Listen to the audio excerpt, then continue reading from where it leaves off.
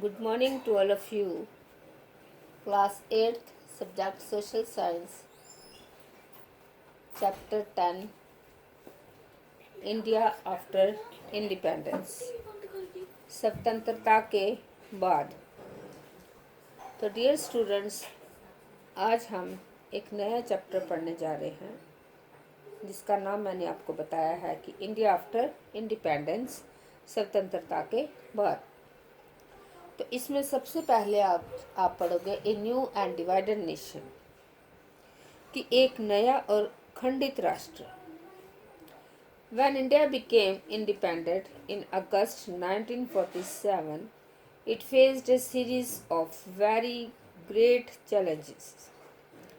As a result of partitions, 8 million refugees had come into the country from what was now Pakistan. तो अगस्त 1947 में जब भारत आज़ाद हुआ तो उसके सामने कई बड़ी चुनौतियां थी।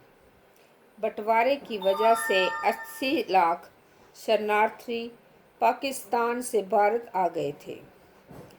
इन लोगों के लिए रहने का इंतज़ाम करना और उन्हें रोज़गार देना ज़रूरी था। इसके बाद रियासतों की समस्या थी।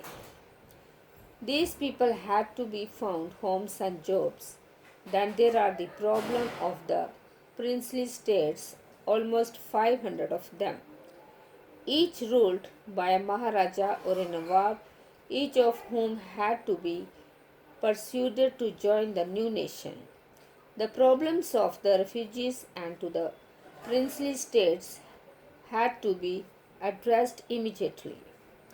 In the longer term, the new nation had to adopt a political system that would best serve the hopes and expectations of its populations. तो तकरीबन 500 रियासतें राजाओं या नवाबों के शासन में चल रही थी। इन सभी को नए राष्ट्र में शामिल होने के लिए तैयार करना एक टेढ़ा काम था। शरणार्थियों और रियासतों की समस्या पर फौरन ध्यान देना लाजिमी था।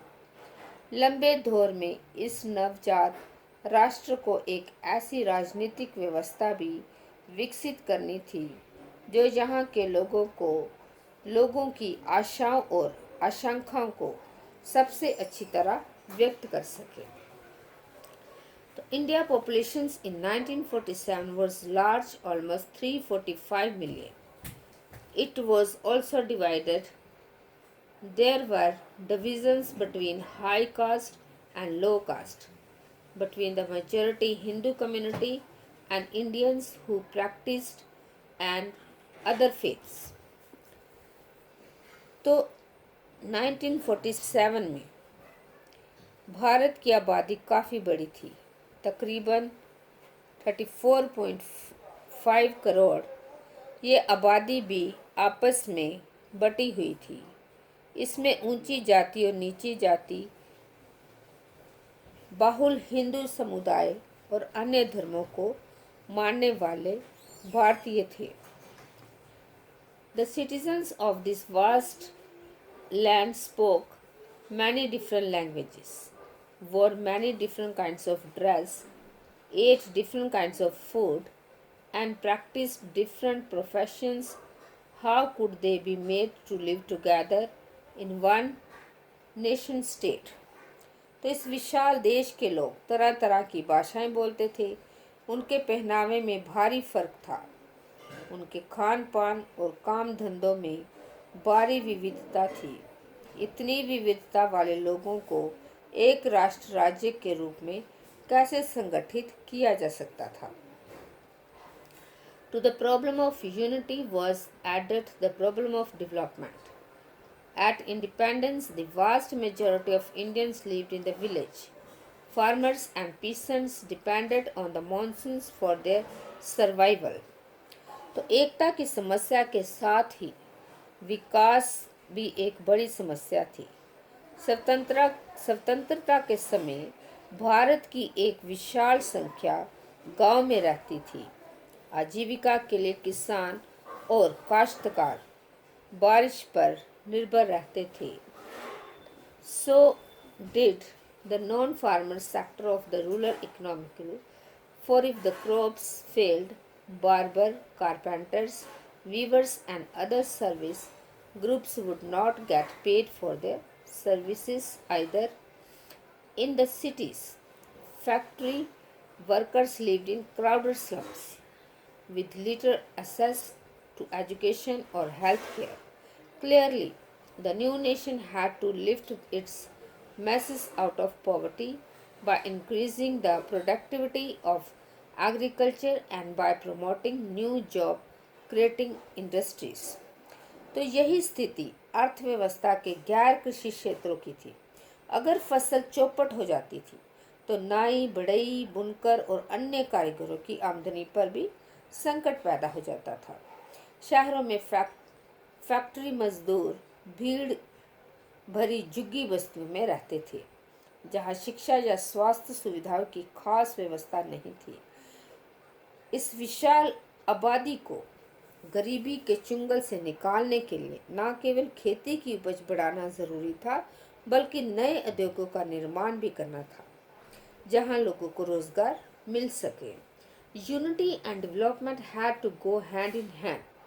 एकता और विकास की प्रक्रियाओं को साथ साथ चलना था. If the divisions between different sections of India were not healed they could result in violent and costly conflicts, high caste fighting with low caste, Hindu with Muslims and so on. तो विभिन्न तबकों के बीच मौजूद मतभेदों को दूर ना किया जाता तो वे हिंसक और बहुत खतरनाक टकरावों का रूप ले सकते थे. At the same time, if the fruits of economic development did not reach the broad masses of the population, it could create fresh divisions, for example, between the rich and the poor, between cities and the countryside, between regions of India that were prosperous and regions that lagged behind. तो दूसरी तरफ अगर आर्थिक विकास के लाभ आबादी के बड़े हिस्से को नहीं मिलते हैं तो और ज़्यादा भेदभाव पैदा हो सकता है. ऐसी स्थिति में अमीर और गरीब, शहर और देहात, संपन्न और पिछड़े इलाकों का फर्क पैदा हो सकता था. तो डियर स्टूडेंट्स, अब ब्लैक बोर्ड पर मैंने होमवर्क लिखा है तो आप इसे कॉपी पे लिखना और याद करना. तो आपका होमवर्क है when did India became independent. तो इसका आंसर है India became independent in August 1947. Thank you and have a nice day.